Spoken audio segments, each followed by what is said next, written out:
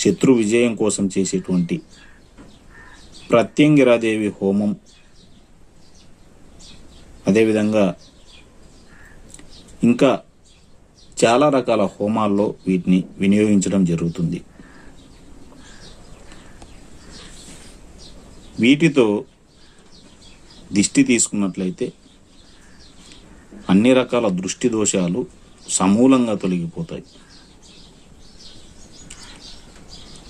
3 రోడ్ల కూడలిలో ఈ తెల్ల ఆవాలతో దిష్టి తీసుకుని, అదేవిధంగా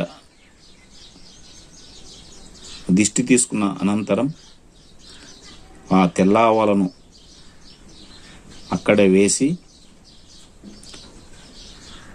శివాలయానికి వెళ్ళి